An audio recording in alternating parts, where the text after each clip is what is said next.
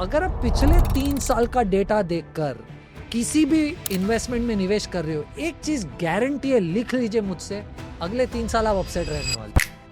Ideal asset allocation क्या दिखना चाहिए? मैं सजेस्ट करूंगा कि आप 20% जितना पैसा गोल्ड में रखें, 30% जितना पैसा बैलेंस एडवांटेज फंड्स में रखें, बचे हुए 50% को।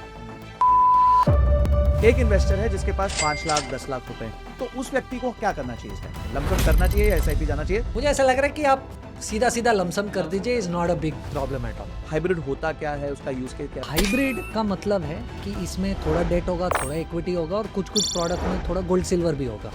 तो ये किसी एक एसेट क्लास पे फोकस नहीं करता, ये हाइब्रिड है। 2020 में जब कोविड का फॉल आया, The largest coronavirus lockdown in the world is happening right now in India. संपूर्ण लॉकडाउन होने जा रहा है। मार्केट 40-45% गिर गया। ये hybrid fund was down only 14%। वो ऐसी कोई एसडब्ल्यूपी में गलती जो लोग करते हैं और फंस सकते हैं? आपकी जो रिक्वायरमेंट है ना, उस रिक्वायरमेंट को पहले आप फुलफिल कर लीजिए, कम रिस्क लेके थोड़ा सा वो कुशन कर लीजिए और बाकी के पैसे पे आप फ्लेक्सी कैप या मल्टी कैप में इन्वेस्ट कीजिए ना। क्योंकि कौन सी कैटेगरी में कौन सा एएमसी आपको लगता है एक अच्छा फंड चलाता है? हम फंड का नाम नहीं मांग रहे, एक रेंज ऑफ एएमसीज।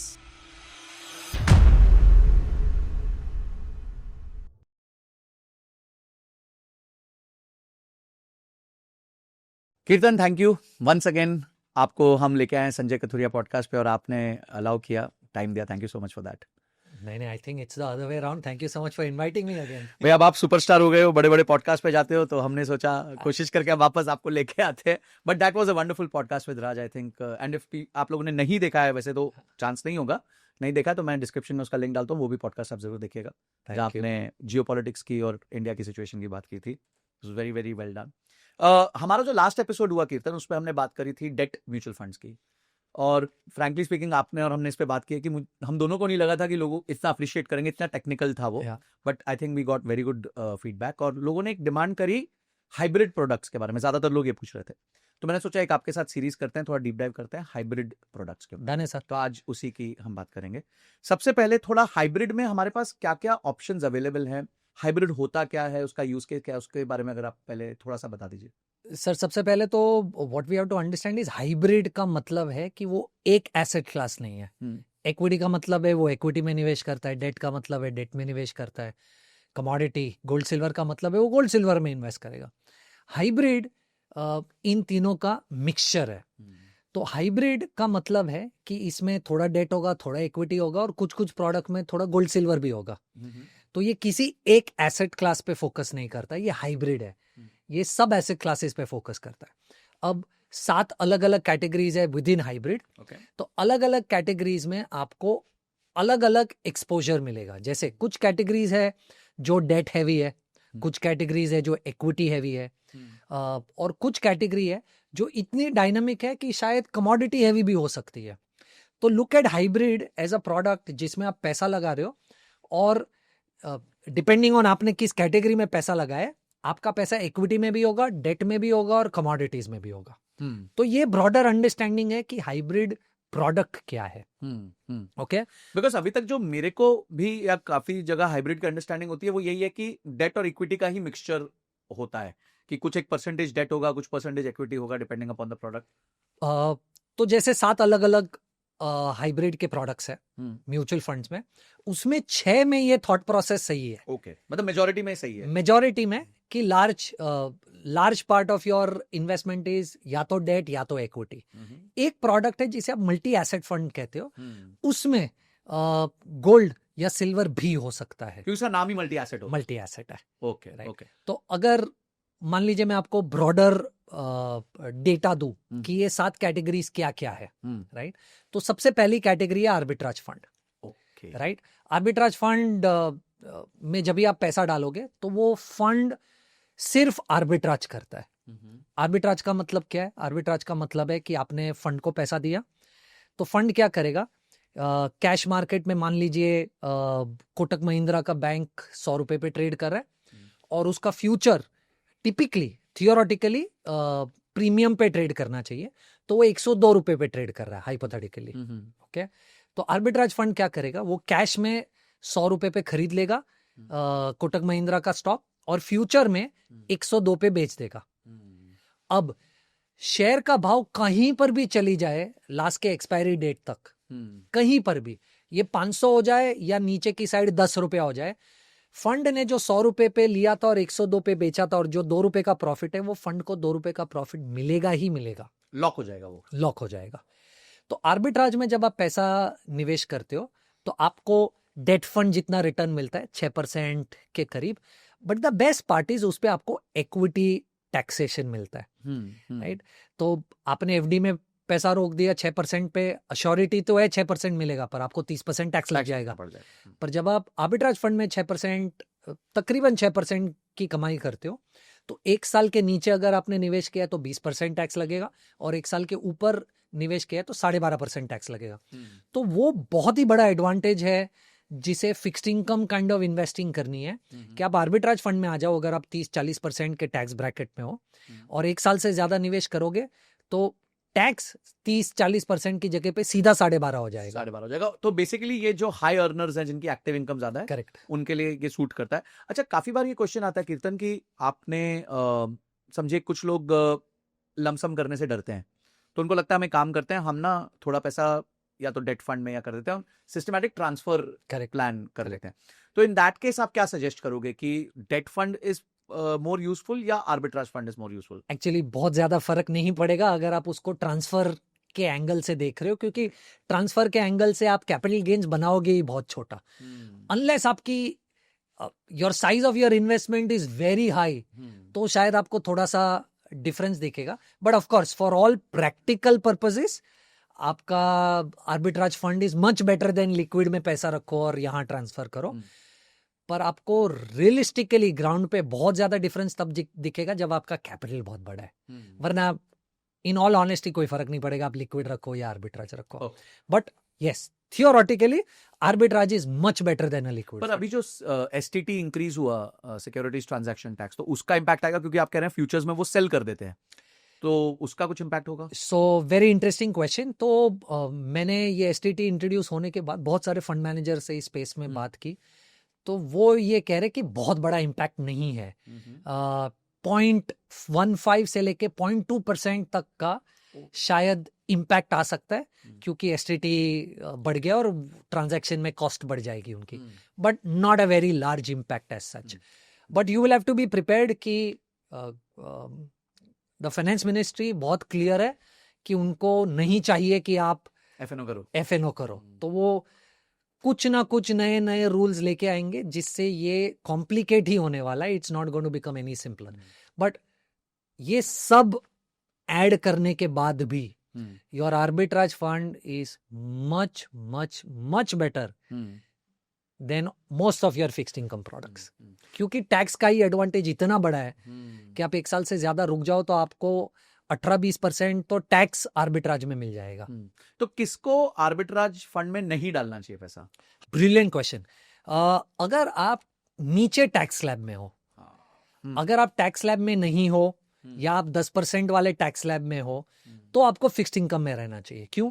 क्योंकि फिक्स्ड इनकम में बहुत अपॉर्चुनिटीज ऐसी है जहां पर आप 7.5-8% तक का रिटर्न बना सकते हो, और अगर 7.5-8% तक का रिटर्न बना सकते हो और टैक्स नहीं भरना है उस पे, राइट, तो that is a much better place for you to be than in arbitrage, क्योंकि आर्बिट्राज में आप 7.5-8% नहीं बना पाओगे। तो अगर आपका टैक्स स्लैब बहुत छोटा है या नीचे वाला स्लैब है तो आपको डेट देखना चाहिए, अगर आपका टैक्स स्लैब ऊपर वाला है तो आपको आर्बिट्राज देखना चाहिए। तो हम ये कह सकते हैं जो रिटायर्ड लोग हैं जिनकी एक्टिव इनकम बिल्कुल नहीं है, अगर उनके पास एक कॉर्पस आता है, चाहे वो पीपीएफ के माध्यम से आए या कहीं से भी रिटायरमेंट कॉर्पस आता है, तो इट इज बेटर कि they move to debt 100% and they should not go for arbitrage. पर कोई व्यक्ति कमा रहा है तो वो आर्बिट्राज फंड में डाल दे अगर उसकी income slab. Correct. I think ये बहुत अच्छा हमारा फर्स्ट लेवल क्लोज हुआ है, पहला सेक्शन क्लोज हुआ है। अब सेकंड कौन सा है? सेकंड फंड को आप कंजर्वेटिव हाइब्रिड फंड कहते हो। ओके। अभी हाइब्रिड है इसका मतलब मिक्सचर है जी, राइट। कंजर्वेटिव का मतलब कंजर्वेटिव है। इसका मतलब इस फंड में जब आप निवेश करते हो तो 10 से 25% की रेंज है, उतना आपका इक्विटी कंपोनेंट होगा और बाकी का आपका फिक्स्ड इनकम कंपोनेंट होगा, राइट। अब ये कैटेगरी उतनी इंटरेस्टिंग नहीं है क्योंकि अगर मैं आपके साथ कुछ डेटा शेयर करूं तो मैं आपको थर्ड कैटेगरी समझाऊंगा, उसके बाद शायद ये क्लियर हो जाएगा कि ये क्यों कंजर्वेटिव हाइब्रिड उतना अच्छा नहीं है। तो तीसरी कैटेगरी है जिसे आप इक्विटी सेविंग्स फंड कहते हैं। ओके ओके, अब इक्विटी सेविंग्स फंड में टिपिकली 65% से ज्यादा पैसा इक्विटी में होता है, ओके और बाकी का मोटा मोटा डेट में होता है। अब आप कहोगे यार ये तो बड़ा एग्रेसिव फंड है फिर अगर 65% इक्विटी में है तो, पर ऐसा नहीं है, क्योंकि इन फंड्स को आर्बिट्राज करना अलाउड है। अच्छा, तो आप समझिए 65% जो इक्विटी में है उसमें से 25% प्योर अनहेज्ड इक्विटी होगा, बाकी का 40% आर्बिट्राज है, पर इस 60 को आप फिर भी इक्विटी गिनते हो। ओके सो नाउ आपने इक्विटी सेविंग्स में जब पैसा रोका तो आपका वही 25% के आजू बाजू इक्विटी है, बाकी का 45-50% 60% आर्बिट्राज है और बाकी थोड़ा डेट है। तो आप मोटा मोटा ये समझिए कि 75% आपका डेट है और 25% इक्विटी है। अब इसे आप कंजर्वेटिव से कंपेयर कीजिए, कंजर्वेटिव भी 10 से 25% इक्विटी है, बाकी डेट है जी, तो मोटा मोटा ये सेम हो गया। हाँ राइट, पर अब आप दोनों में डिफरेंस कितना है इन टर्म्स ऑफ परफॉर्मेंस देखिए। ओके अब जब हम रिकॉर्ड कर रहे हैं तब का डेटा शेयर कर रहा हूं। अब आप देखिए 3 साल का रिटर्न कंजर्वेटिव हाइब्रिड फंड का 10% के करीब है, और ये कैटेगरी एवरेज है। कैटेगरी एवरेज, और इक्विटी सेविंग्स का 11% के करीब है। ओके यानी इक्विटी सेविंग ने 1% ज्यादा दिया। आप 5 साल का एवरेज देखिए, कंजर्वेटिव हाइब्रिड 9% है, इक्विटी सेविंग्स 10% है, वापस 1% ज्यादा। आप 7 साल का एवरेज देखिए, कंजर्वेटिव हाइब्रिड 9% है, इक्विटी सेविंग्स 10% है, फिर से 1% ज्यादा। सो पॉइंट नंबर 1 कि जब दोनों में अनहेज्ड इक्विटी 25% के करीब है और बाकी 75% डेट है, फिर भी इक्विटी सेविंग्स आपको 1% रिटर्न ज्यादा दे रहा है कंजर्वेटिव हाइब्रिड से। अब क्या रिस्क ज्यादा ले रहा है, तो आप स्टैंडर्ड डिविएशन देखिए कंजर्वेटिव हाइब्रिड का क्लोज टू 4 है, और इक्विटी सेविंग्स का भी स्टैंडर्ड डिविएशन क्लोज टू 4 है। ओके, मतलब सेम रिस्क पे 1%। सेम रिस्क पे इक्विटी सेविंग्स 1% ज्यादा रिटर्न दे रहा है ठीक आपको, right. Point 1। Point 2, very importantly, सिर्फ वो 1% रिटर्न ज्यादा नहीं दे रहा है आपको, वो आपको बहुत बड़ा टैक्स एडवांटेज भी दे रहा है। क्योंकि जब आप कंजर्वेटिव हाइब्रिड में पैसा निवेश कर रहे हो, आपको शॉर्ट टर्म और लॉन्ग टर्म दोनों पे स्लैब रेट लग रहा है। तो अगर आप 30% के टैक्स ब्रैकेट में हो तो 30% लग गया, पर आप इक्विटी सेविंग्स में पैसा निवेश करोगे और 1 साल से ज्यादा इन्वेस्टेड रहोगे तो 12.5% टैक्स लगेगा। इसका मतलब 1% रिटर्न तो ज्यादा कमाओगे, पर आपका टैक्स 30 की जगह पे सिर्फ 12.5 है। ये बहुत बड़ा आर्बिट्राज है, बहुत बड़ा आर्बिट्राज है, और रिस्क भी नहीं बढ़ रहा है आपका, रिस्क नहीं बढ़ रहा है, राइट। तो अगर आप ज्यादा पैसा एक्टिव इनकम अर्नर हो, हाँ। और 30% के टैक्स ब्रैकेट में हो, आर्बिट्राज फंड एक ऑप्शन है जिसमें आप पैसा रोक सकते हो, और दूसरा इंटरेस्टिंग ऑप्शन है आपके लिए इक्विटी सेविंग्स फंड। तो मुझे ऐसा लग रहा है कि कंजर्वेटिव इन्वेस्टर्स के लिए, राइट, या शॉर्ट टर्म इन्वेस्टर्स के लिए ये 3 प्रोडक्ट है, आर्बिट्राज, कंजर्वेटिव हाइब्रिड और इक्विटी सेविंग्स। पर इसमें ये क्लियर है कि आपको कंजर्वेटिव हाइब्रिड शायद जरूरत नहीं है। बट अगर कीर्तन हम देखें कि कोई ऐसा व्यक्ति जिसकी इनकम नहीं है और उसको इनकम जनरेट करनी है, और वो वापस वो स्लैब रेट पे है ही नहीं, बिकॉज रिटायरी है या फिर नहीं काम कर रहा है, उसको कहीं से धन मिला है, मिल गया समाओ, हाँ। तो उसके लिए कंजर्वेटिव हाइब्रिड ठीक नहीं रहेगा, बिकॉज फिर एटलीस्ट वो 10% ही रिटर्न, 1% कम रिटर्न कमा रहा है, बट टैक्स में वो बहुत बड़ा एडवांटेज ले जाएगा, 12.5 और 0 हो जाएगा। अगेन ये कंजर्वेटिव हाइब्रिड में भी आप कैसे पैसा निकाल रहे हो उसके ऊपर, पर अगर आप पूरा देखो, गेम है। 12 लाख अगर तक मैं निकालता हूं, तो 12 लाख अगर 10% है तो मतलब 1,20,00,000 रुपए मैं रखूंगा, तब कहीं जाके शायद मैं टैक्सेबल ब्रैकेट में आऊंगा। I think interesting question. तो आपको थोड़ा सा टैक्स देखना पड़ेगा यहाँ पर। अब मैं समझाता हूं कैसे। अगर आप SWP करने वाले हो, SWP का मतलब क्या है, आप कैपिटल विड्रॉल कर रहे हो, आप कुछ यूनिट्स बेच रहे हो और पैसा वापस ले रहे हो, इसे आप टैक्सेशन एंगल में कैपिटल गेन्स में अकाउंट करते हो जी, right.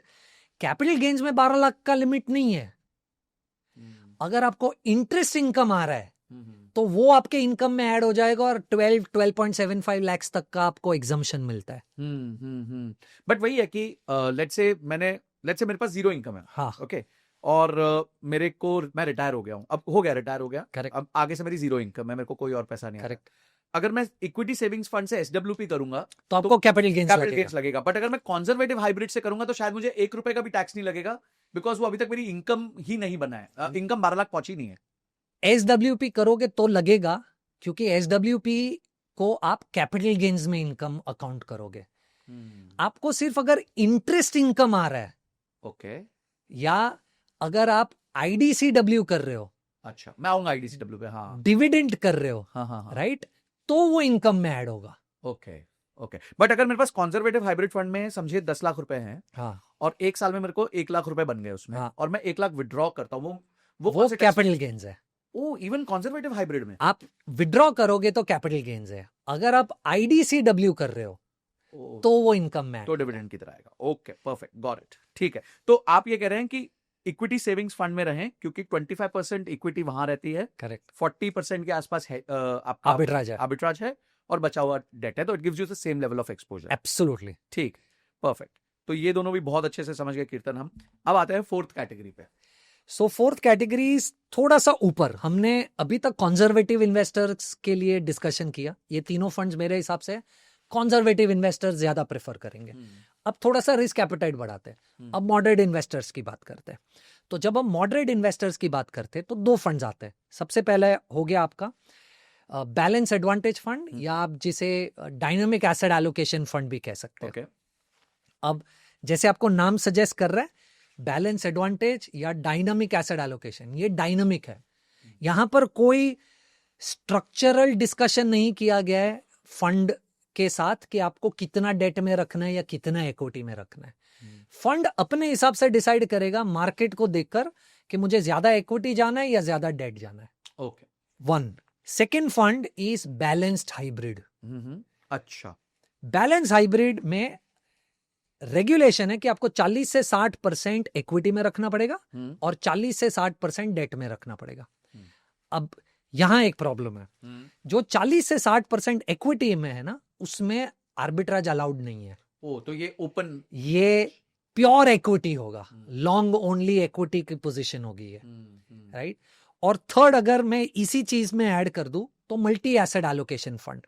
Okay, multi asset allocation fund में रेगुलेशन ये कहता है कि आपको 10% इक्विटी में होना चाहिए मिनिमम, अच्छा, 10% डेट में होना चाहिए मिनिमम, और 10% ऑल्टरनेट्स में होना चाहिए, रीट्स, इनवीट्स, गोल्ड, सिल्वर। बाकी 70% फंड मैनेजर डिसाइड कर सकता है कि उसे कहां इन्वेस्ट करना है। अच्छा, इतनी छूट है, इतनी छूट है, पर प्रोडक्ट लाइन यही होगी, प्रोडक्ट लाइन यही है। तो अब 3 फंड्स हो गए कंजर्वेटिव में, ये 3 फंड्स हो गए मॉडरेट रिस्क प्रोफाइल में। ओके, अब सबसे पहले तो एलिमिनेट करते हैं। ठीक है, मुझे ऐसा लग रहा है कि आपको बैलेंस हाइब्रिड की कोई जरूरत ही नहीं है। बैलेंस हाइब्रिड की कोई जरूरत नहीं है। बैलेंस हाइब्रिड की कोई जरूरत नहीं है। मैं आपको कुछ डेटा बताता हूँ बैलेंस हाइब्रिड की हमें क्यों जरूरत नहीं है। अब अगर हम बैलेंस हाइब्रिड की बात करें तो बैलेंस हाइब्रिड में क्योंकि आपका tax slab is not relevant, क्योंकि आप इक्विटी टैक्सेशन में नहीं आओगे। दूसरी दोनों कैटेगरीज में आप इक्विटी टैक्सेशन में आ जाओगे, ओके, राइट।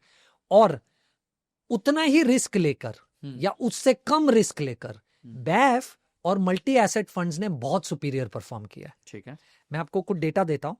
सो अगर मैं आपको वापस पिछले 3 साल का डेटा बताता हूं, मैं आपको बैफ और मल्टी एसेट का डेटा दे रहा हूं। तो पिछले 3 साल में बैफ ने तकरीबन 13.5% रिटर्न दिया है, मल्टी एसेट ने 18.5 दिया है।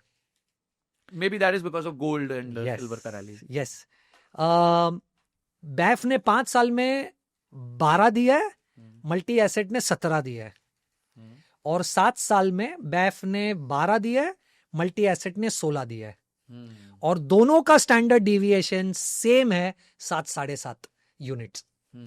यानी अगर दोनों को आप देखें, बैफ और मल्टी एसेट दोनों का रिस्क सेम है, but the returns that the multi asset fund has generated is significantly higher than BAIF.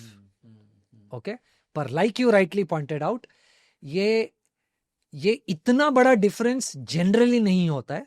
इतना बड़ा डिफरेंस इसलिए क्योंकि आपने पिछले 2 साल में सिल्वर और गोल्ड में जो रैली देखी है उसका एडवांटेज बैलेंस एडवांटेज फंड को नहीं मिला है, क्योंकि बैलेंस एडवांटेज फंड में गोल्ड सिल्वर नहीं है, और मल्टी एसेट फंड्स ने भर भर के गोल्ड सिल्वर में इन्वेस्ट किया हुआ था।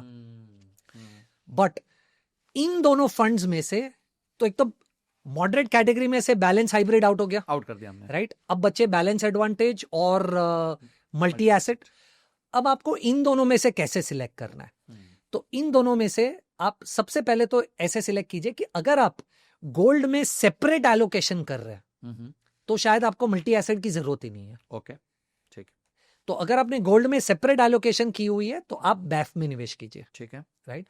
पर अगर मान लीजिए यू आर समबडी जिसने गोल्ड सिल्वर में एलोकेशन ही नहीं की है, तो आपको मल्टी एसेट फंड कंसिडर करना चाहिए, क्योंकि मल्टी एसेट फंड में आप फंड मैनेजर पे छोड़ रहे हो कि बॉस आपको अगर लगे कि गोल्ड सिल्वर सस्ता है तो आप ऐड कर लो, आप वेट कम कर लो, आपको लगे इक्विटी अच्छा है तो इक्विटी ऐड कर लो, आपको लगे डेट अच्छा है तो डेट ऐड कर लो।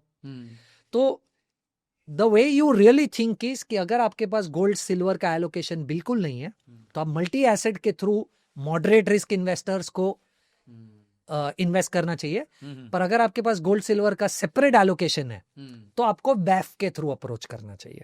Got it. अच्छा, जो आपने बताया कि बैलेंस्ड हाइब्रिड को हम उड़ा देते हैं, तो उसके कुछ रिजल्ट्स क्या रहे हैं पिछले 3-5 साल में, just for academic purpose? So BAF और DAF, so balance advantage fund और डायनेमिक एसेट एलोकेशन फंड है, उससे 2% नीचे के रिटर्न्स है।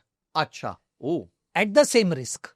ओके। सो बैलेंस हाइब्रिड अगर 8 जनरेट कर रहा है हाइपोथेटिकली, तो बैलेंस एडवांटेज फंड 10 जनरेट कर रहा है और मल्टी एसेट 15 जनरेट कर रहा है। अभी जैसे मैंने समझा, ये 15 इसलिए हो रहा है क्योंकि गोल्ड सिल्वर में आपने इतनी तेजी देखी है। दिस इज नॉट नॉर्मल, यानी आप नहीं कहोगे कि अगर आप मल्टी एसेट में इन्वेस्ट कर रहे हो तो आप 5% ज्यादा रिटर्न की एक्सपेक्टेशन रखो बैलेंस एडवांटेज फंड से, नहीं होगा, राइट। दूसरी एक रिस्क आपको ये समझनी है जब भी आप मल्टी एसेट में इन्वेस्ट करोगे और फिलहाल इन्वेस्ट करोगे, कि गोल्ड सिल्वर का एलोकेशन बहुत सारे फंड्स ने अभी रिसेंटली तेजी के बाद ऐड किया है। तो अब अगर गोल्ड सिल्वर में वॉलेटिलिटी आती है तो आपको वो एक्सपीरियंस करने मिलेगी। सो मल्टी एसेट फंड में टिपिकली मुझे ऐसा लग रहा है कि आपका स्कीम सिलेक्शन प्रोसेस बहुत ज्यादा जरूरी है, क्योंकि गोल्ड सिल्वर इतनी तेजी से ऊपर चला गया है कि फंड मैनेजरियल लेवल पे भी प्रेशर आ गया कि आपके फंड में गोल्ड सिल्वर नहीं है। तो बहुत सारे लोगों ने लेटली गोल्ड सिल्वर में इतनी तेजी के बाद पैसा निवेश करना शुरू किया, और बीच में ऑलरेडी हमने देखा गोल्ड सिल्वर में क्या हुआ है। तो मल्टी एसेट फंड में selection of the scheme is very very important. उस पे मैं आऊंगा और कैसे हम किसी फंड हाउस को सिलेक्ट करते हैं। तो अब हम आते हैं नेचर ऑफ इन्वेस्टर पे कि और पर्पस ऑफ दिस। तो एक हो गया मल्टी एसेट, मेरे को नहीं समझ आता कि कितना इक्विटी कितना डेट कितना, ये तो ग्रेट, मल्टी एसेट में डाल दिया। अगर मैं खुद ही करता हूं तो मैंने गोल्ड सिल्वर शायद खरीदा होगा ETF के माध्यम से या किसी म्यूचुअल फंड के माध्यम से। अब बैलेंस्ड एडवांटेज किसको यूज करना चाहिए? सो मॉडरेट इन्वेस्टर, मान लीजिए आप तकरीबन 3-4 साल का आपका इन्वेस्टमेंट होराइजन है, आप शायद बॉन्ड जैसे प्रोडक्ट में निवेश करते हो, आपने एनसीडीज में पैसा रोक रखा है, आप थोड़ी सी डेट फंड में रिस्क लेने की क्षमता रखते हैं, ड्यूरेशन में आपने पैसा रोका है या क्रेडिट रिस्क फंड में आपने पैसा रोका है। तो 3 से 5 साल वाले FD investors, NCD investors, bond investors, ऐसे लोगों को बैलेंस एडवांटेज फंड में डेफिनेटली कंसिडर करना चाहिए कि उन्हें पैसा रोकना चाहिए या नहीं। क्योंकि मुझे ऐसा लग रहा है कि अगर आपके पास 3-5 साल का इन्वेस्टमेंट होराइजन है तो फंड मैनेजर वो जब इक्विटी थोड़ा सा ऊपर नीचे करेंगे तो आपका रिस्क थोड़ा सा कंट्रोल में रहेगा, और आप already moderate risk taking capacity में हो। प्लस जिस तरीके के रिटर्न्स हिस्टोरिकली जनरेट हुए उस कैटेगरी में, मुझे नहीं लगता है कि 9-10% की रिटर्न एक्सपेक्टेशन बुरी है। You will do much better then that in my opinion. Plus आपको इक्विटी टैक्सेशन मिलेगा। हाँ, सो गेम ये बेसिकली है कि इक्विटी टैक्सेशन मिलने वाला है। करेक्ट। क्योंकि अगर हम देखें कॉर्पोरेट बॉन्ड्स में भी, तो you are making returns anywhere in the range of let's say 10-11% and for all practical purposes लोग कहते हैं जीरो रिस्क की एक तरीके से आपके A-rated बॉन्ड्स है, AA-rated बॉन्ड्स है। तो बट यू आर सेइंग कि still for a taxation purpose and for ease आप अपना जो बैलेंस्ड इनफैक्ट मुझे ऐसा लग रहा है कि आपको बैलेंस एडवांटेज ही कंसिडर करना चाहिए अगर आप बॉन्ड्स या एनसीडीज में इन्वेस्ट करते हो। ओके क्योंकि आज अगर आप लेट्स से आम जनता कहाँ पर इन्वेस्ट कर रही है, या तो वो बजाज फाइनेंस ले लेगी या श्रीराम ले लेगी, तो वो तो 8.5-9% 9% के बीच 8.5-9% मिल रहे हैं। मुथूट ले लेता है कुछ या। 3-4 और नाम है। हाँ तो 8.5-9 से ज्यादा तो यहाँ रिटर्न बन रहे, प्लस टैक्स एडवांटेज यहाँ पर है क्योंकि 12.5% टैक्स लगेगा वर्सेस 30-40% वहां पर। अब अगर आप 10-11% वाली बॉन्ड इन्वेस्टिंग कर रहे हो तो आपको ये भी समझना पड़ेगा कि आप बहुत ज्यादा रिस्क ले रहे हो जो शायद आपको नहीं समझ रहा है एनसीडी में या बॉन्ड्स में। वो भी अगर आप कंसिडर कर ले, मान लीजिए आप 10% वाले किसी बॉन्ड में निवेश कर रहे हो, 30% टैक्स भरने के बाद भी हाथ में 7% बचेगा, और ये फंड्स अगर आपको 9% भी रिटर्न जनरेट, जबकि ज्यादा कर देंगे पर 9% रिटर्न भी जनरेट कर रहे, तो भी आपके हाथ में 7.8 बचेगा। तो मुझे ऐसा लग रहा है 3 से 5 साल की एफडी वाले लोग जो थोड़ा सा रिस्क ज्यादा ले सकते हैं, एनसीडीज या बॉन्ड्स कर रहे, डेट फंड में थोड़ा सा अग्रेसिव इन्वेस्टमेंट करते हैं, ले रहे हैं या वो सब के लिए बैलेंस एडवांटेज फंड 3 से 5 साल के समय, टाइम ड्यूरेशन, थॉट प्रोसेस से बहुत अच्छा फंड है। अगर कोई इमीडिएटली एसडब्ल्यूपी चालू करना चाहता है तो उसके लिए ये फंड इमीडिएट विड्रॉल के लिए ठीक रहेगा या नहीं? इमीडिएट विड्रॉल के लिए फंड ठीक नहीं है क्योंकि आपको नहीं पता कि आप इसमें इक्विटी कंपोनेंट है। हाँ कौन से समय पे पैसा लगा रहे हो। क्वाइट पॉसिबल कि आज आपने पैसा लगाया, अगले महीने से मार्केट गिरने लगा, तो ये फंड में इक्विटी कंपोनेंट तो है ही, तो वो इमीडिएट हिट तो आपके प्रिंसिपल पे आ जाएगा। तो मैं लोगों को हर बार यही सलाह देता हूँ कि एसडब्ल्यूपी के लिए अच्छा फंड है, बैलेंस एडवांटेज फंड, पर पहले आप पैसा निवेश करने के बाद 12-18 महीनों तक उस फंड को थोड़ा सा ग्रो होने दे, थोड़ा एक बेस बनाए कि 100 रुपए का आपका निवेश 108-110 हो गया, उसके बाद विड्रॉवल स्टार्ट करें, तो प्रोबेबिलिटी कि आप अपने प्रिंसिपल को डिप कर जाएंगे बहुत कम है।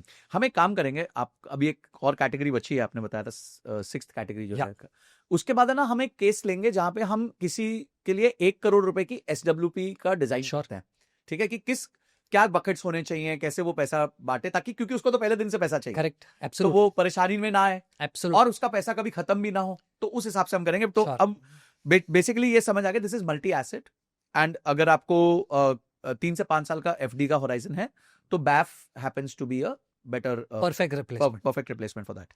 अब अगला last category is aggressive hybrid.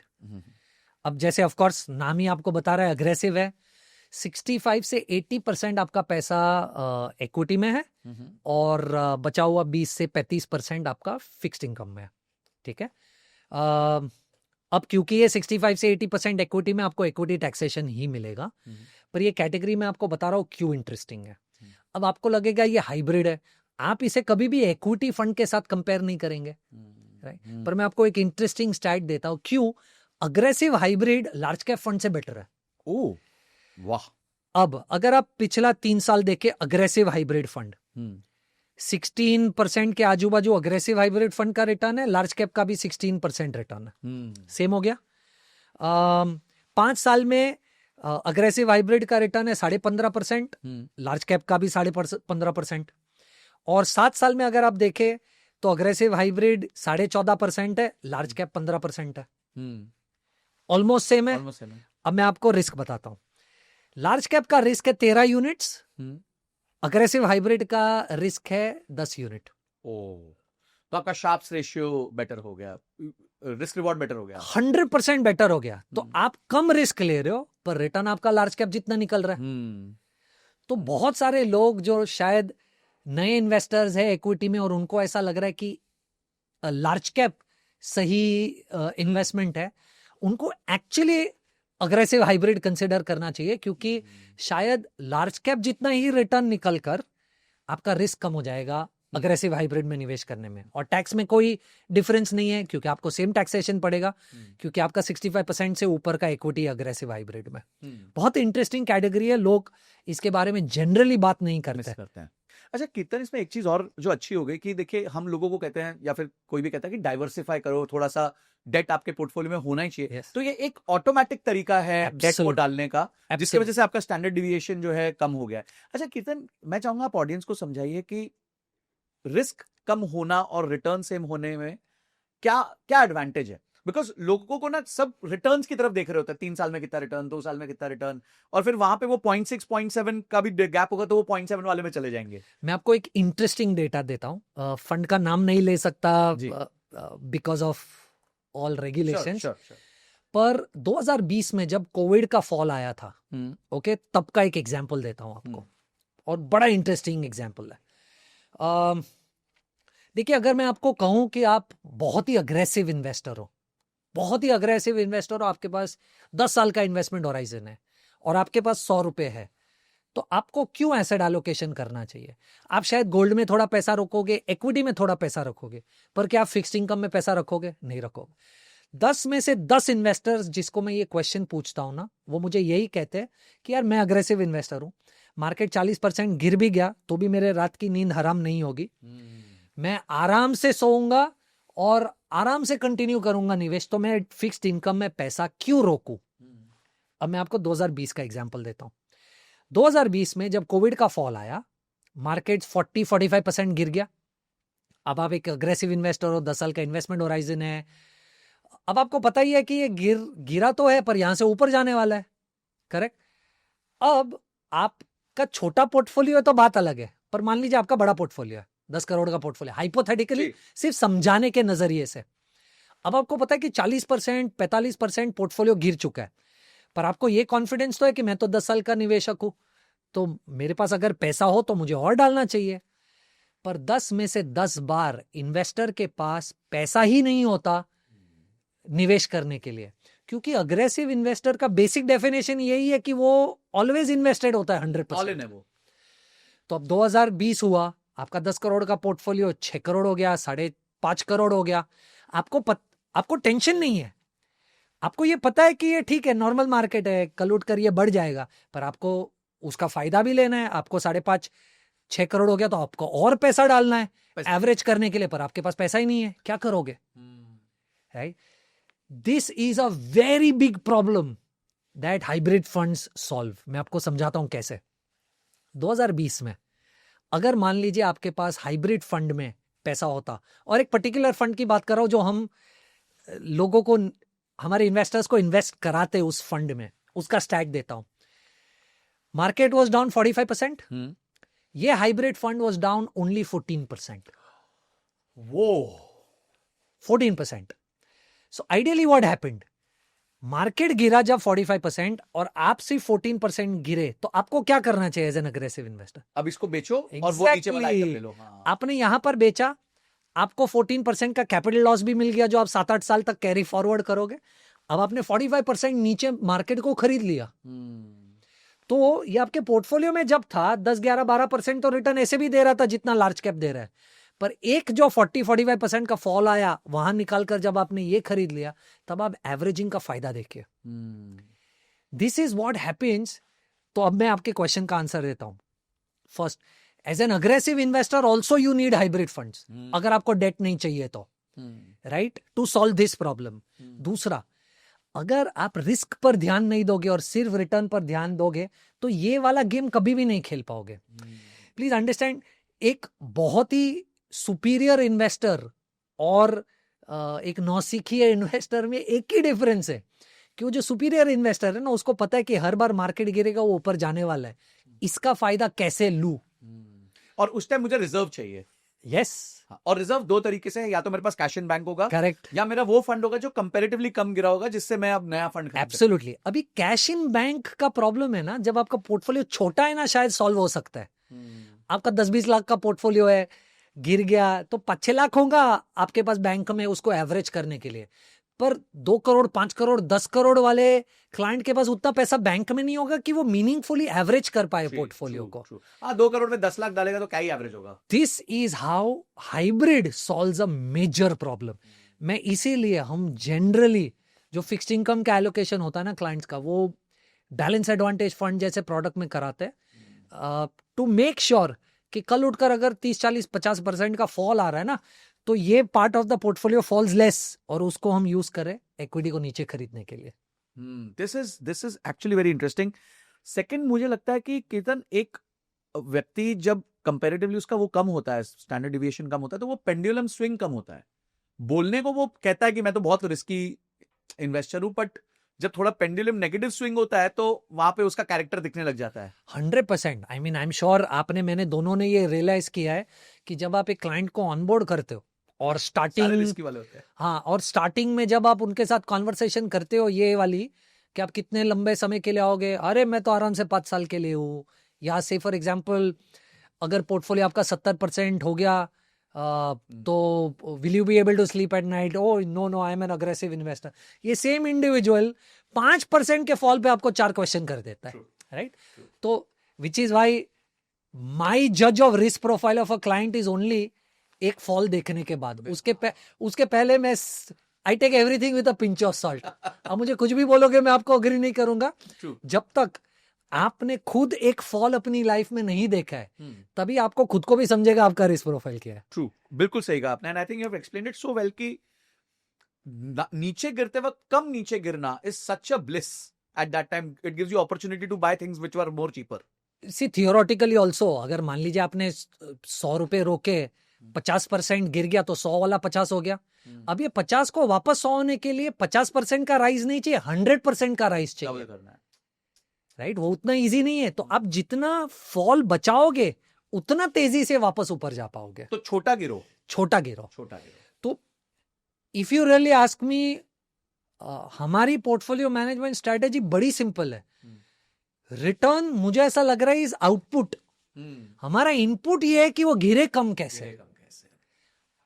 तो ऊपर जाना, आउटपुट तो ऑटोमेटिकली बेटर हो जाएगा.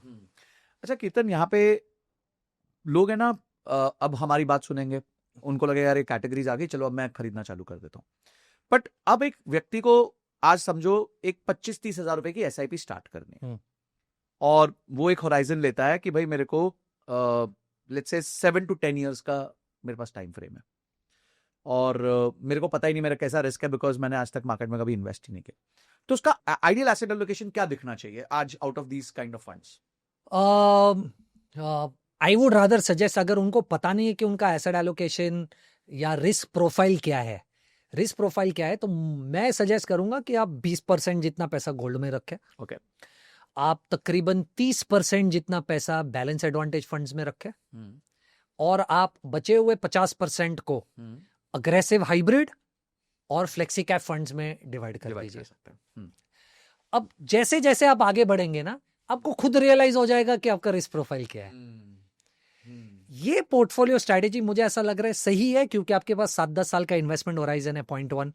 तो नियर टर्म के ऊपर नीचे के मूवमेंट से शायद आपको उतनी ज्यादा परेशानी नहीं होनी चाहिए. इतनी ज्यादा मूवमेंट हो भी नहीं, इसीलिए आपके पास वेल डाइवर्सिफाइड है, थोड़ा सा गोल्ड है, थोड़ा सा फिक्स्ड इनकम है, सब कुछ है, तो शायद आपके पोर्टफोलियो की वॉलिटिलिटी भी कम होगी. और ये पोर्टफोलियो मुझे लग रहा है आराम से 9-10%, 11% तक का रिटर्न ये पोर्टफोलियो खुद भी जनरेट कर सकता है. तो आपको शायद लेफ्ट आउट वाली फीलिंग भी नहीं आएगी कि मैंने रिटर्न नहीं जनरेट कर पाया. एंड इन द मीनवाइल आपको जैसे ही समझने लगे ना कि आपका रिस्क एपेटाइट है या नहीं है, तो उस तरीके से एसेट एलोकेशन को टिल्ट कर दीजिए. जैसे फॉर एग्जांपल, अगर मुझे समझ गया है कि मैं थोड़ा सा बेट ले सकता हूं, तो मैं शायद अग्रेसिव हाइब्रिड से निकल के वो पैसा फ्लेक्सी कैप फंड में डाल दूं, मल्टी कैप फंड में डाल दूं. तो धीरे धीरे अब खुद ही इवॉल्व हो जाओगे. But I'll tell you what the problem is. The problem is all of us are hindsight bias. तो आज क्योंकि गोल्ड सिल्वर चला है, हम सब गोल्ड सिल्वर में पैसा रोकने की कोशिश कर रहे हैं. इक्विटी नहीं चला है, इंडिया इक्विटी, तो हम सबको लगता है कि यार हमने तो ग्लोबल पैसा निवेश नहीं करके कितना बड़ा लॉस कर लिया. साउथ कोरिया 80% ऊपर है, ना ब्राजील इधर है ना उधर है. हम लोग सब हाइंडसाइट बायस्ड है. तो मैं, कुछ लोग ये नहीं एक्सेप्ट कर पाते, but my thesis in life is extremely simple when it comes to investing. अगर आपको कोई 2 ऑप्शन दे दे कि पिछले 3 साल में ये एबीसी प्रोडक्ट ने 12% रिटर्न जनरेट किया और इस वाले ने 5% रिटर्न जनरेट किया, पर आज आपको पैसा रोकना है अगले 3 साल के लिए, तो 5% वाले पे जाओ, 12 पे मत जाओ। Very unpopular opinion. क्यों? क्योंकि एवरीथिंग इज सिक्लिकल। आज इंडिया नहीं चल रहा है, ग्लोबल चल रहा है, सिक्लिकल है। कल ग्लोबल नहीं चलेगा, इंडिया चलने लगेगा। आज गोल्ड सिल्वर चल रहा है, इक्विटी नहीं चल रहा है, सिक्लिकल है। कल गोल्ड सिल्वर नहीं चलेगा, इक्विटी चलेगा, राइट? आज इक्विटी में भी मान लीजिए लार्ज कैप चल रहा है, स्मॉल कैप नहीं चल रहा है, सिक्लिकल है। कल लार्ज कैप नहीं चलेगा, स्मॉल कैप चलेगा। तो अगर आप पिछले 3 साल का डेटा देखकर किसी भी इन्वेस्टमेंट में निवेश कर रहे हो, एक चीज गारंटी है, लिख लीजिए मुझसे, अगले 3 साल आप अपसेट रहने वाले हो। उससे बेटर स्ट्रेटेजी है जो नहीं चला 3 साल, उसमें पैसा डालिए, your probability of going right is much higher. पर कीर्तन, यहाँ पे पोर्टफोलियो रीबैलेंसिंग और पोर्टफोलियो कॉम्पोजिशन बहुत मैटर करेगा। क्योंकि एब्सोल्युटली। अगर आप राइट तरीके से ऑलमोस्ट सारी चीजें, सारे पदार्थ अपनी प्लेट में सजा लेते हो और उनको रीबैलेंस करते रहते हो, तो then it becomes a bit easier to do this, कि जो बढ़ गया उसको बेच दो, जो घट गया उसको खरीद लो। ऑटोमेटिकली आप अपने आप प्ले कर जाते हो वो सारी चीजें। 100%। और देखो, मैं टिपिकली लोगों से ये कहता हूँ, क्योंकि मुझे पूछा जाता है मैं कौन से 4 या 5 फंड में निवेश करूं, या मुझे 4-5 अच्छे फंड्स बता दीजिए, best funds, best mutual funds बता, that's the right phrase, best mutual fund बता दीजिए। तो मैं लोगों को ये कहता हूं कि मैंने पिछले 9.5-10 साल से, मैं जब से ये इन्वेस्टमेंट मैनेजमेंट का बिजनेस कर रहा हूं ना, मैंने पूरी हिस्ट्री में मेरे अभी तक सिर्फ 29 फंड्स में इन्वेस्टमेंट कराया है। अब आपको लगेगा 29 फंड ज्यादा है या कम, बहुत सारे लोग तो समझ भी नहीं पाएंगे। बहुत कम है। मेरे कुछ क्लाइंट्स का 70 फंड होते हैं उनके पोर्टफोलियो में। करेक्ट। अब मैं कह रहा हूं domestic investment, global investment, domestic में लार्ज, मिड, स्मॉल, ग्लोबल में China, US, right? Fixed income में इतने सारे ऑप्शन, हाइब्रिड में इतने सारे ऑप्शन, गोल्ड सिल्वर, इतनी सारी एएमसीज, 2000 से ज्यादा फंड है। हमने सिर्फ 29 फंड्स में इन्वेस्ट कराया है अक्रॉस ऑल आवर क्लाइंटाइल, ठीक है? So why am I telling you this? मैं अगर आपको उस 29 फंड का लिस्ट भी दे दूं ना, जो मेरे हिसाब से बेस्ट फंड्स है पूरी इंडस्ट्री में, और आपको मैं कहूं कि इसमें से 4 या 5 फंड जो भी आपको अच्छे लगे वो ले लीजिए, फिर भी आपका पोर्टफोलियो खराब होगा। मैं इन्वेस्टर्स को यही कहता रहता हूं कि selecting the right scheme is not as important as understanding कौन सी स्कीम्स को साथ में लाना है। So to give you an example, ठीक है? मैं इक्विटी में ये कहता रहता हूं कि sector is more important than stock. 2020 में अगर आपने सबसे बेस्ट बैंक में पैसा रोका होता तो भी आपका पैसा टूटता, राइट? क्योंकि सब कुछ गिर रहा था। पर 2020 में आपने सबसे खराब से खराब फार्मा कंपनी में भी पैसा लगाया होता तो आप पैसा बनाते, right? Sector is very important and then you select the stocks. Similarly schemes are important, पर आपको कौन सी 4 या 5 स्कीम साथ में लानी है वो ज्यादा इंपॉर्टेंट है वर्सेस कौन सी स्कीम ने अच्छा किया या बुरा किया। सो 4 या 5 अच्छी schemes may not make a good portfolio. You have to understand कौन सी 4-5 में साथ में लाओ कि पोर्टफोलियो अच्छा बने। और उसमें भी बहुत वेरिएबल्स हैं कि पोर्टफोलियो 5 साल के लिए बन रहा है, 7 साल के लिए, Exactly. 10 साल के लिए बन रहा है, 20 साल के लिए बन रहा है, एग्जैक्टली। लेगेसी है। तो लोग जब कहते हैं ना कि यार 4-5 अच्छे फंड बता दो, वो तो ये रहे मेरे 29 स्कीम्स, आप सिलेक्ट कर लो, but that does not solve your problem. That doesn't make a portfolio. That does not make a portfolio. Portfolio making is a different art. Scheme selection is a part of it. कीर्तन, काफी लोग जब आप date की काफी बात करते हैं, पहले हमारा डेट का वाला एपिसोड भी बहुत अच्छा गया था, और आज भी आपने डेट पे बहुत एम्फेसिस किया, बिकॉज वो स्टैंडर्ड डिविएशन को कम कर देता है, आपको रिस्क से एक गद्दे की तरह, कुशन की तरह काम करता है आपके लिए, और आपको हल्के पॉजिटिव रिटर्न्स देता है जब मार्केट एकदम क्रैश कर जाती है। I was listening to Shankar Sharma sir and had an opportunity to meet him also. तो बड़ी अच्छी बात बोली उन्होंने कि वॉरेन बफेट जो है is not making better returns because he's always invested in the market. He makes good returns because he gets out of the markets also at the right time.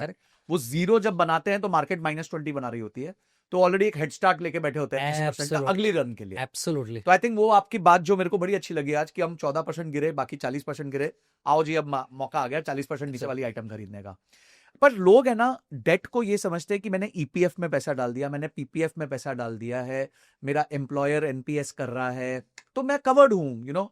I had met certain individuals जिनको extra government की तरफ से facility मिलती है कि due to the nature of job they can put some more money into debt, some fixed more in fixed government instruments. तो वो लोग कहते हैं हाँ सर हमारा डेट तो कवर्ड हो गया, तो अब हमारे को सिर्फ इक्विटी बताओ जी, अब बताओ इक्विटी के अलावा हम क्या कर रहे हैं। तो उस तरह के माइंडसेट के लोगों के लिए क्या जरूरी है? नहीं, मुझे ऐसा लग रहा है उनका माइंडसेट बहुत सही है, क्योंकि मेरा खुद का माइंडसेट वो है। ओके। कि आपने फिक्स इनकम में पैसा निवेश कर रखा है from an asset allocation stand point, तो अब आप फिक्स्ड इनकम मत कीजिए ज्यादा, आप इक्विटी कीजिए। But I will tell you where the difference is general mindset and now a professional mindset. अब जब प्रोफेशनली मैं सोचता हूं ना, तो मैं आपको डेट या हाइब्रिड उस एंगल से नहीं दे रहा हूं कि मैं आपका एसेट एलोकेशन करूं। मैं आपको डेट और हाइब्रिड उस एंगल से दे रहा हूं कि कल मार्केट गिरेगा, आपके पास पैसा नहीं होगा, मैं इसे यूज करूंगा मार्केट को नीचे खरीदने के लिए। तो अगर आप वो कर पाए, you know how to do it, right, तो आपको ये जरूरी है आपके पोर्टफोलियो में। क्योंकि मैंने 2008 देखा, 2013 देखा, 2018 देखा, 2020 देखा, और मैं देखते आ रहा हूं खुद का और इन्वेस्टर का, जब मार्केट गिरता है ना तब पैसा नहीं होता, नहीं basically you are actually creating opportunity capital. Absolutely.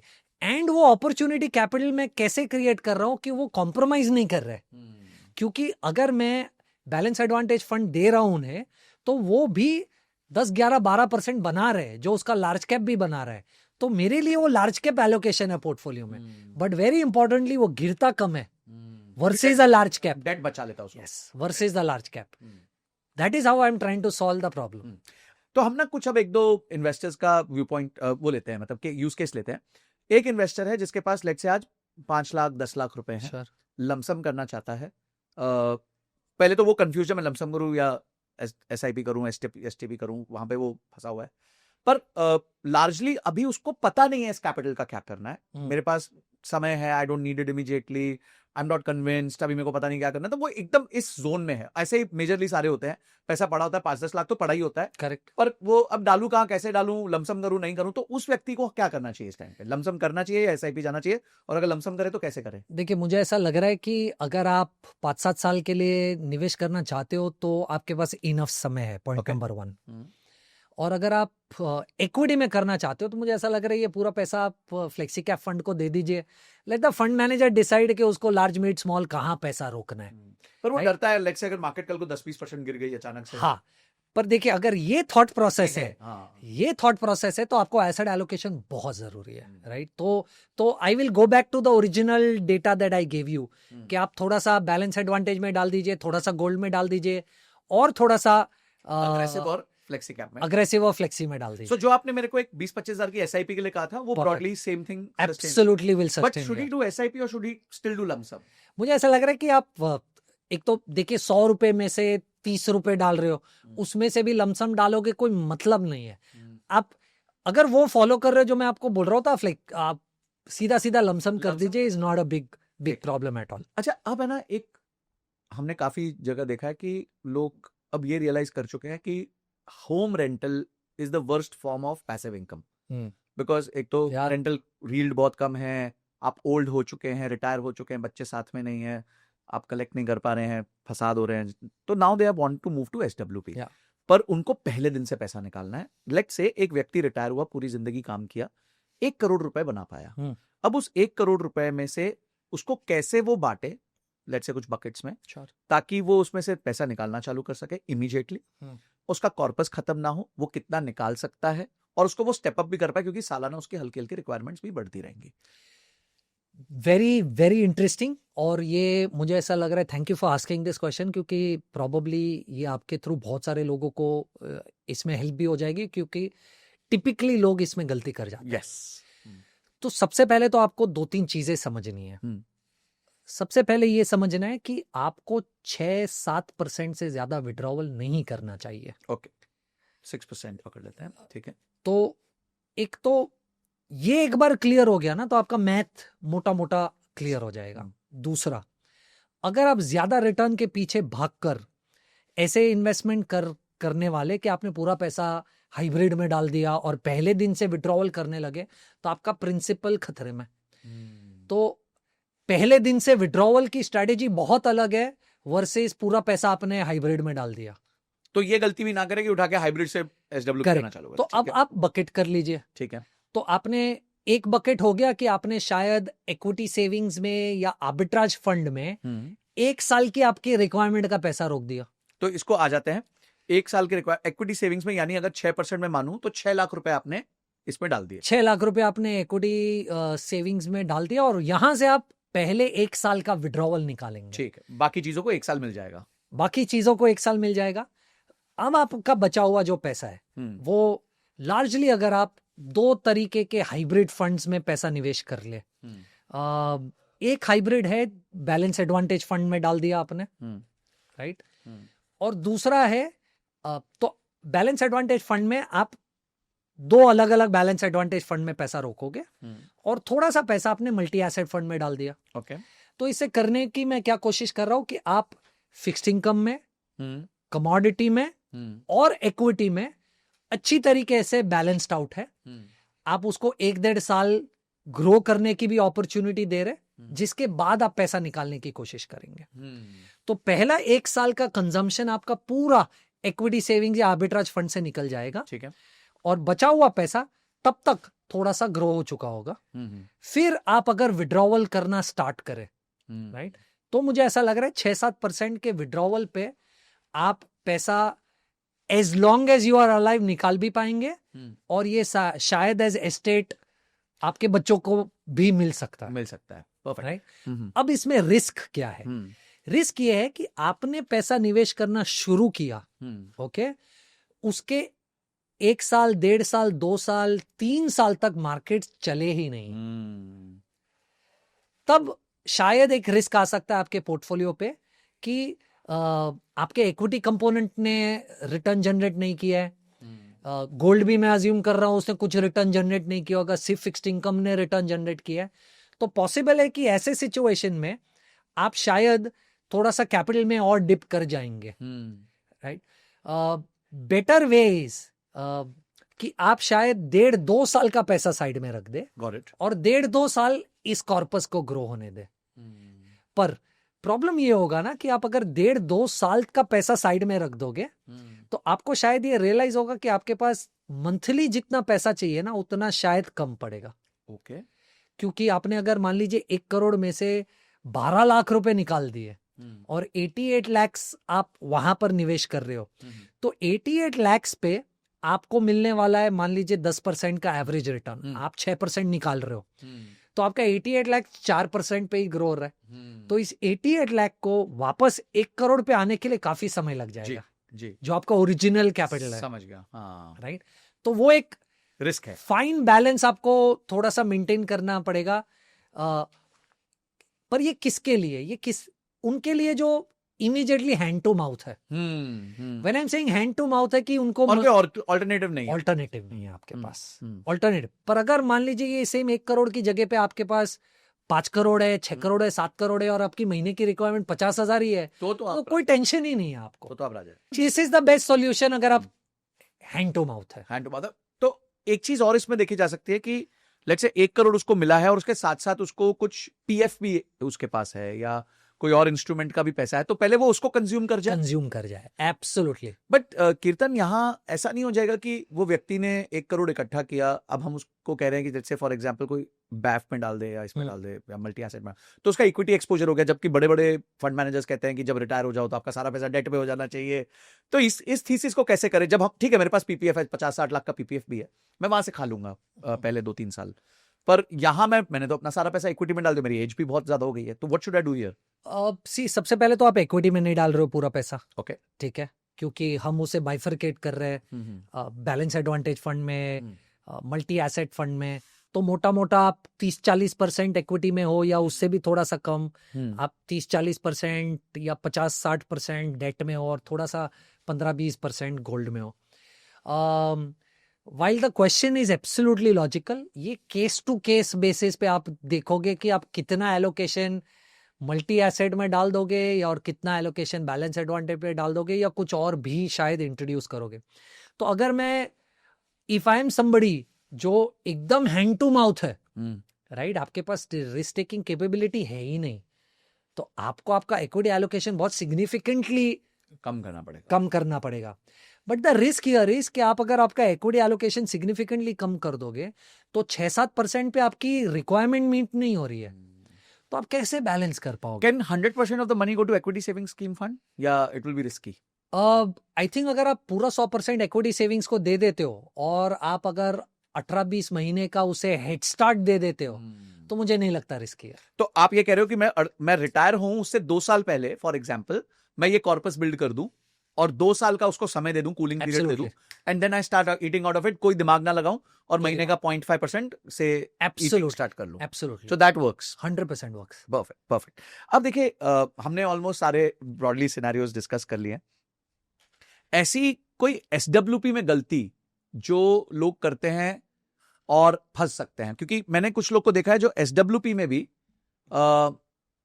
Mid cap small cap funds introduce कर लेते हैं कि भाई मैं मिड कैप स्मॉल कैप में पैसा डालूंगा। तो क्या मिड कैप स्मॉल कैप में डालना चाहिए? अगर डालना चाहिए तो किसको डालना चाहिए? वो तरह का रिस्की एसडब्ल्यूपी कॉम्पोजिशन क्या होगा? सी आई थिंक अगर आपको रिस्क भी लेना है अगर, तो आप मिड कैप स्मॉल कैप का कॉम्पोजिशन थोड़ा सा कम रखना ओके पसंद करोगे, मुझे ऐसा लग रहा है। तो मैं अगर मान लीजिए बहुत रिस्की बेट भी लेना चाहता हूँ तो सबसे पहले तो मुझे ये समझना है कि अगर मेरे पास 10 करोड़ रुपए है तो उसके 6% के हिसाब से मैं साल का 60 लाख रुपया विड्रॉ कर सकता हूँ। ठीक है, अब मैं अगर 60 लाख विड्रॉ कर सकता हूँ मैं, तो 60 लाख रुपए तो ऐसे रखना चाहूंगा कि तो मान लीजिए 10 करोड़ है मेरे पास, 60 लाख मैं विड्रॉ कर सकता हूँ, पर मेरी रिक्वायरमेंट 30 लाख है। राइट, मुझे 30 लाख से ज्यादा नहीं चाहिए, 2.5 लाख रुपया महीना बहुत हो गया मेरे लिए। तो मैं 30 लाख की कॉम्पोजिशन इक्विटी सेविंग्स बैफ के थ्रू अचीव करने की कोशिश करूंगा और मैं बाकी का पैसा मैं फिर फ्लेक्सी कैप या मल्टी कैप जैसे फंड्स में एलोकेट कर दूंगा। तो मैं तो लोगों को यही सजेस्ट करता हूं कि आपकी जो रिक्वायरमेंट है ना, उस रिक्वायरमेंट को पहले आप फुलफिल कर लीजिए, कम रिस्क लेके थोड़ा सा वो कुशन कर लीजिए और बाकी के पैसे पे आप फ्लेक्सी कैप या मल्टी कैप में इन्वेस्ट कीजिए ना, क्योंकि लार्जली मैंने देखा है कि ये पैसा एक्चुअली एस्टेट प्लानिंग में ही जाता है। ये पैसा टिपिकली लोग कंज्यूम नहीं कर पाते अपनी लाइफ में, राइट? तो पैसे को ग्रो होने दीजिए और 3-4 या 5 साल बाद अगर ये पैसा ग्रो हो चुका है और आपको पैसे की जरूरत है, इट इज ऑलवेज लिक्विड, आप कभी भी पैसा विड्रॉ करके कंज्यूम कर सकते हैं। True, right? तो वो प्रॉब्लम नहीं है मेरे हिसाब से। प्रॉब्लम एसडब्ल्यूपी में सबसे बड़ी ये है लोगों के लिए जो हैंड टू माउथ है। बाकी लोगों के लिए मुझे नहीं लगता एसडब्ल्यूपी में कोई भी प्रॉब्लम है। Problem is hand to mouth वाले लोगों की, कि आप रिटायर हुए इमीडिएटली आपको 6% से ज्यादा पैसा चाहिए, पर उस सिनेरियो को बिल्ड करने के लिए आपके पास इनफ पैसा नहीं है। आई थिंक उसके अलावा बाकी बहुत सारे लोग जितना कुछ करना चाहे वो कर सकते हैं। आप सिर्फ आपको जितनी एसडब्ल्यूपी चाहिए वो हाइब्रिड फंड्स के थ्रू वो मैनेज कर लीजिए, बाकी का पैसा इक्विटी में रखिए, कोई इश्यू नहीं है। Beautiful beautiful. अच्छा, अब हम आते हैं top picks of AMCs for these categories, कि कौन सी कैटेगरी में कौन सा एएमसी आपको लगता है एक अच्छा फंड चलाता है। हम फंड का नाम नहीं मांग रहे, एक रेंज ऑफ एएमसीज आपको क्या लगता है? कि चलो स्टार्ट करते हैं, सबसे पहले फंड से, आपके आर्बिट्राज फंड से। आई थिंक आर्बिट्राज में कोटक और टाटा बहुत अच्छा करते हैं। Okay, Kotak and Tata.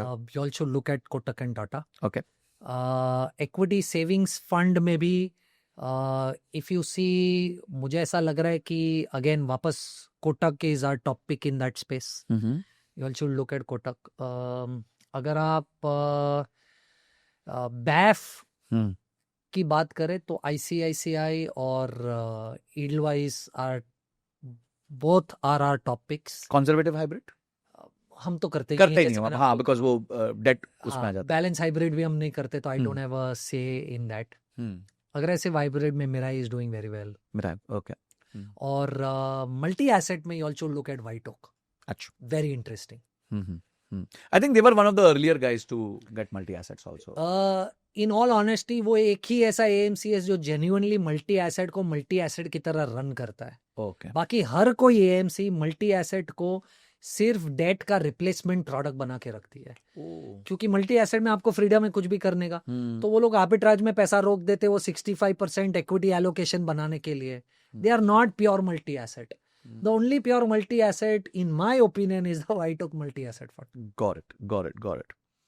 अच्छा, अब ऑब्वियसली लोग they are searching for top returns, ये सब, तो ये लोग क्या गलती करेंगे जो जब ये फंड्स को सिलेक्ट कर रहे होंगे, और मतलब what are that mistakes they will look do? Again they will do the same mistake, like आज अगर हाइब्रिड कैटेगरी में वो लोग ढूंढने की कोशिश कर रहे तो हर कोई मल्टी एसेट फंड में पैसा रोकेगा, क्योंकि पिछले 3 साल में मल्टी एसेट ने बहुत अच्छा कर दिया है versus go, because of gold and silver. तो सबसे पहले तो पिछला 3 साल मत देखिए, very very very bad way to look at, way to start investing. In fact, like I said, the best way to do is पिछले 3 साल का रिटर्न देखो, सबसे कम रिटर्न जिसमें है उसमें पैसा रखो, ना कि सबसे ज्यादा रिटर्न जिसमें आया है। कैटेगरी वाइज श्योर, बात कर रहा हूँ, समझ गया। 1 सेकेंड, आप typically I don't know why, पर मैंने ये यानी रिटर्न्स के अलावा लोगों को ये देखे कि सोशल मीडिया पे जो पॉपुलर स्कीम्स है ना, उसमें बहुत ज्यादा इन्वेस्टमेंट्स आ जाती है, राइट? नाम नहीं लूंगा फंड्स का, पर you all have to understand कि फंड्स पैसा देकर भी सोशल मीडिया पे बहुत सारा नैरेटिव ड्राइव करते हैं। इसका मतलब ये नहीं है कि वो फंड्स पॉपुलर है क्योंकि 2 इन्फ्लुएंसर्स ने शायद उन फंड्स के बारे में बात कर दी है। तो प्लीज सोशल मीडिया से अब अपना डायरेक्ट मत करना, हाँ, नैरेटिव ड्राइव मत कीजिए कि यहाँ पर मेरे को पैसा रोकना है। वेरी इंपॉर्टेंटली, नीचे का रिस्क कितना है, राइट, या ये फंड्स गिरते कितना है, वो ज्यादा देखिए वर्सेस ये फंड्स ऊपर कितना जाता है। I think this is a very very golden line कि नीचे का देखिए कि कितना गिर तो नहीं जाएगा बहुत ज्यादा। क्योंकि अगर जैसे हमने पूरे पॉडकास्ट में बात की है, अब हाइब्रिड में इन्वेस्ट करने का आपका लॉजिक ही है कि ये फंड्स कम गिरे, पर आप सिलेक्ट करते वक्त देखते हो कि रिटर्न किसने ज्यादा दिया है, ये तो पूरा पर्पस ही डाइल्यूट कर देगा आपका। तो ऐसे फंड सिलेक्ट कीजिए जो कम गिरते हैं, और किसी भी आप वेबसाइट पे चले जाइए, वो आपको दिखाएगा कि ये पीरियड में जब सबसे ज्यादा मार्केट वॉलेटाइल था तो ये पीरियड से ये पीरियड में ये फंड इतना गिरा, ये फंड इतना गिरा। 4 फंड को कंपेयर कीजिए, आपको पता चलेगा कि यार सबसे वॉलेटाइल फंड में सबसे कम गिरने वाला फंड कौन सा है सेम कैटेगरी में। उस फंड में ज्यादा पैसा रोकिए या उसी फंड को सिलेक्ट कीजिए वर्सेस सिलेक्टिंग अ फंड जिसने ज्यादा रिटर्न दिया। अब एक लास्ट क्वेश्चन मैं आपसे पूछूंगा, जो हमारी चर्चा भी हुई थी, वो थी IDCW वर्सेस SWP। IDCW भी अब एक काफी पॉपुलैरिटी गेन कर रहा है, तो आपका क्या सजेशन होगा, IDCW किया जाए या SWP? देखिए, अगर आप टैक्स स्लैब में है, आपकी अगर एक्टिव इनकम है 12 लाख एक्टिव इनकम है, आप 30% के टैक्स स्लैब में है, तो आपको SWP करना चाहिए। क्यों? क्योंकि जब भी आप SWP करते हैं ना, आप यूनिट्स, आप टिपिकली कैपिटल गेन्स ले रहे थे, हाँ, राइट? तो कैपिटल गेन्स में आपको चाहिए कि आप 1 साल के बाद 12.5% वाले टैक्स स्लैब में आ जाए। IDCW टिपिकली आपको एज डिविडेंड पे करता है, जो आपकी इनकम में ऐड हो जाता है। तो अगर आप टैक्स स्लैब में नहीं है तो आपको क्यों कैपिटल गेन्स भरना है? आप अगर 12 लाख तक IDCW करते रहेंगे तो आपकी इनकम में ऐड हो जाएगा और आपको टैक्स भी नहीं लगेगा। तो अगर आप टैक्स स्लैब में नहीं हो तो आपको IDCW के थ्रू पैसा निवेश विड्रॉ करना चाहिए। अगर आप बड़े टैक्स ब्रैकेट में हो तो आपको SWP। But I will tell you a problem. SWP में कैसे आपने फंड को कह दिया कि मेरे को हर महीना 0.5% चाहिए, तो फंड आपको 0.5% दे देगा। IDCW में ऐसा नहीं होता। IDCW में फंड डिसाइड करता है कि मेरे पास पैसा बचा है तो चलो मैं डिविडेंड डिक्लेयर कर देता हूँ। तो IDCW में आपको कैश फ्लो की गारंटी नहीं है SWP की तरह। तो ये प्रोज एंड कॉन्स है। हाँ, बट अगर मेरे को फिक्स चाहिए ही चाहिए तो then I think SWP is better, and obviously planning for taxes में भी SWP काफी अच्छा है। Great Kirtan, I think we had a wonderful conversation as usual, और बहुत डिमांड थी हाइब्रिड कैटेगरी की कि क्या यूज केस होगा, क्या होगा, and I think we have covered mostly everything on this. कुछ रह गया हो तो आप लोग मुझसे सवाल पूछ लीजिएगा, and we will try to get him again. और कोई मुद्दे पे म्यूचुअल फंड्स के बारे में बात करनी तो वो भी पूछ लीजिएगा। Thank you so much once again Kirtan for investing all your time in this podcast. I'm sure बाकी listeners को बहुत फायदा होगा। Thank you so much. Thank you so much for having me as always. Thank you, Kit.